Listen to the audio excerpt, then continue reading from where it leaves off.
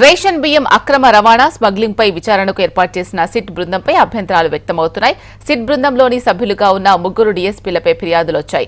అశోక్ వర్ధన్, బాలసుందర్రావు, గోవిందరావులు గతంలో వైసీపీకి అంటకాగారు అనే ఫిర్యాదులు ప్రభుత్వానికి వచ్చాయి. దీంతో సిట్ బృందంలోని సభ్యులను మార్చాలని ప్రభుత్వం నిర్ణయం తీసుకుంది. పోలీసులతో పాటు పౌర సరఫరాలు, ఇతర శాఖల అధికారులకు చోటు కల్పించే అవకాశం ఉంది. ఇవాళ లేకుంటే రేపు అందుకు సంబంధించిన జీవో విడుదలయ్యే ఛాన్స్ ఉంది.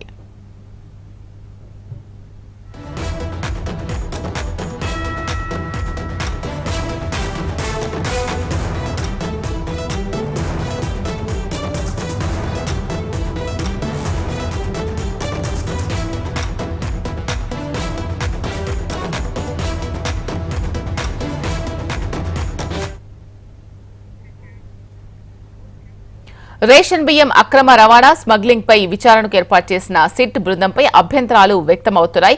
సిట్ బృందంలోని సభ్యులుగా ఉన్న ముగ్గురు డీఎస్పీలపై ఫిర్యాదులు వచ్చాయి. దీనికి సంబంధించి పూర్తి సమాచారం అందించడానికి మా ప్రతినిధి కాంతి లైవ్ లో సిద్ధంగా ఉన్నారు. కాంతి, చెప్పండి, ముగ్గురు డీఎస్పీలపై ఫిర్యాదులు వచ్చినట్టుగా తెలుస్తోంది. మొత్తం సిట్ ఏర్పాటు చేసిన దాంట్లో ఎంతమంది ఉన్నారు? వచ్చిన ఫిర్యాదులు ఏంటి? మార్చే అవకాశాలున్నాయా?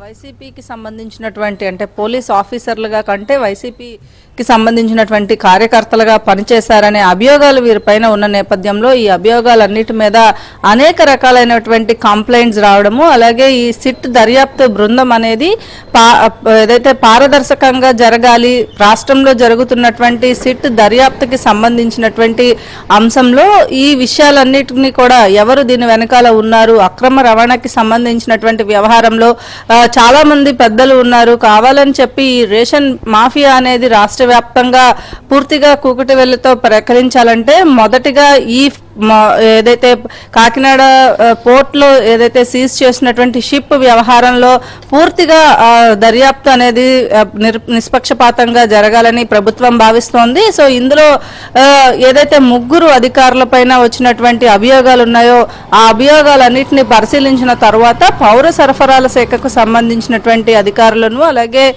దీనికి సంబంధించినటువంటి అధికారుల విషయంలో కొంత ఏదైతే ఇప్పుడు వేసినటువంటి సిట్ బృందాన్ని మళ్ళీ కూడా మార్చే అవకాశం ఎక్కువగా ఉన్నట్లు తెలుస్తోంది. ముగ్గురు అధికారుల ప్లేస్లో వివిధ శాఖల నుంచి అధికారులను వేసి సిట్ దర్యాప్తు చేపట్టాలనుంది. ఎందుకంటే 15 days లో మొత్తంగా నివేదిక అందించాలని సిట్కు ఆదేశాలు ఇచ్చిన నేపథ్యంలో ఈ వినీత్ బ్రిజ్లాల్ ఆధ్వర్యంలో సిట్ దర్యాప్తు అనేది ఆల్రెడీ ప్రారంభమైంది. వివిధ స్టేషన్స్లో ఎక్కడైతే కేసులు నమోదయ్యాయో ఆ కేసులు నమోదైన అన్నింటినీ కూడా పూర్వపరాలన్నీ పరిశీలించడం, గతంలో ఈ కేసులు నమోదైన వారిపైన ఇంకా ఎన్ని కేసులు ఉన్నాయి, కేవలం అక్రమ రవాణా బియ్యం, రేషన్ బియ్యం అనేది పేదలకు అందాల్సినటువంటి అక్రమ రవాణా జరుగుతున్నటువంటి బియ్యం విషయంలో ఎవరెవరు అక్రమార్కులు దీన్ని వాడుకుంటున్నారు అనే విషయాలపైన సమగ్ర నివేదిక సమర్పించాలి అంటే కేవలం ఈ దీంట్లో నిష్పక్షపాతంగా పనిచేసే అధికారులే ఉండాలని చెప్పి సిట్ భావిస్తుంది. దీంతో పాటు రాష్ట్ర వ్యాప్తంగా ఈ ముగ్గురు అధికారుల పైన కూడా కొంత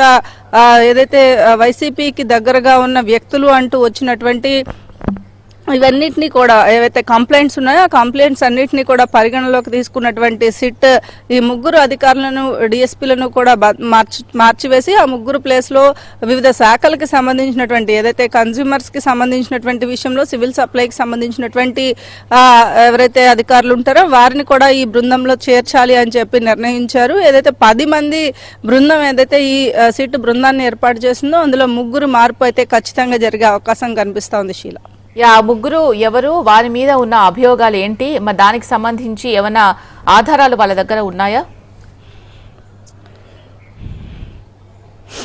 గతంలో డిఎస్పీలుగా పనిచేసిన చోట్ల ఏదైతే టీడీపీకి సంబంధించినటువంటి వ్యవహారాలు కావచ్చు, జరిగినటువంటి అవకతవకలన్నింటినీ కూడా ఈ దర్యాప్తు బృందంలో ఉన్నటువంటి ముగ్గురు పైన కూడా ఎవరైతే అశోక్ వర్ధన్ రెడ్డి, బాలసుందర్రావు, గోవిందరావులు ఈ ముగ్గురు కూడా గత ప్రభుత్వ హయాంలో ప్రభుత్వ అధికారులుగా కంటే పార్టీకి సంబంధించినటువంటి నాయకులపైనే ఎక్కువగా సపోర్ట్ చేస్తూ ముందుకు వెళ్లారు. గత ప్రభుత్వ హయాంలో ప్రభుత్వ అధికారులుగా ఉండాల్సినటువంటి అంటే ప్రజలకు ప్రజలకు వారధిగా ఉండాల్సినటువంటి పోలీసు అధికారులు వైసీపీకి పనిచేశారని ఎవరైతే అభియోగాలు ఉన్నాయో వారందరినీ కూడా ప్రభుత్వం మారిన తర్వాత, ఎన్డీఏ కూటమి ప్రభుత్వం వచ్చిన తర్వాత వారందరికీ కూడా వివిధ శాఖలలో చేంజెస్ అనేవి పూర్తిగా రాష్ట్ర వ్యాప్తంగా చేసిన నేపథ్యంలో కొందరు డిఎస్పీలు ఇంకా ఉన్నారు అనే అభియోగాలు వస్తున్నాయి. అందులోని భాగంగానే వీరందరినీ కూడా ఏదైతే కాకినాడ కి సంబంధించినటువంటి వ్యవహారంలో ఎక్కడైతే గత మాజీ మంత్రిగా ఉన్నటువంటి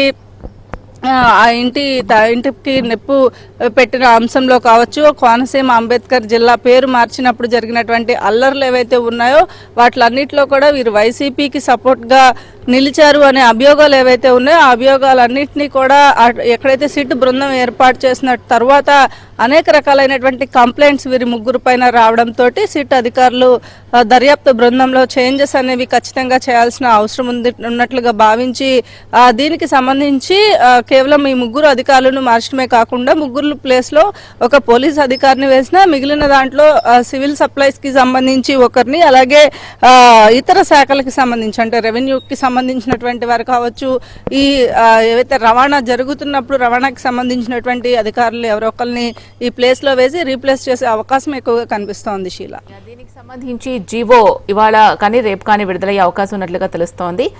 ఎప్పుడు విడుదలయ్యే అవకాశం ఉంది మరి?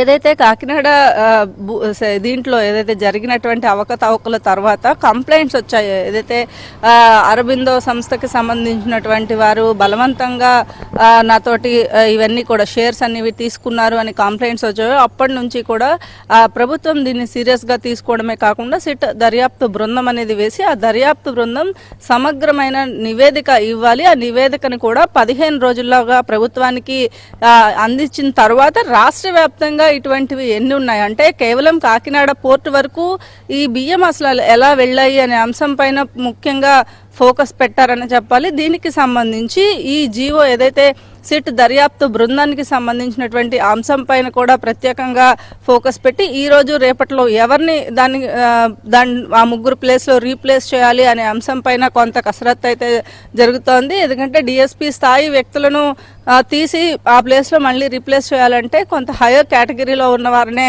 దాంట్లో మళ్ళీ రీప్లేస్ చేయాల్సి ఉంటుంది. కాబట్టి అక్కడ ఎవరిని రీప్లేస్ చేయాలి అనే అంశం పైన నిర్ణయం తీసుకున్న తర్వాత ఈ రోజు లేదా రేపు ఈ జీవో వచ్చే అవకాశం కనిపిస్తోంది. అయితే సిట్ దర్యాప్తు మాత్రం ఇంకా కొనసాగుతూనే ఉంది. ఆ ముగ్గురు అధికారులు మీద వచ్చినటువంటి అభియోగాలు ఏవైతే ఉన్నాయో అవన్నీ కూడా ముందుకు వెళ్ళినప్పటికీ కూడా ఈ అభియోగాలు ఏవైతే ఉన్నాయో అవన్నీ కూడా పక్కన పెట్టి దర్యాప్తు మాత్రం ఖచ్చితంగా ఈరోజు కాకినాడకు సిట్ దర్యాప్తు బృందం వెళ్ళి అక్కడ ఏదైతే ఈ లారీస్ కి సంబంధించి నిన్ననే సిట్ బృందం కాకినాడకి చేరుకోవడము, ఈ దర్యాప్తు అనేది ప్రారంభించడం జరిగింది. ఈ 2-3 రోజుల్లో అక్కడ ఎక్కడి నుంచి రైస్ అక్కడ వరకు చేరాయి అనే అంశం పైన పూర్తిగా దర్యాప్తు అయితే కొనసాగుతుంది. శీల, థ్యాంక్ యూ కాంతి.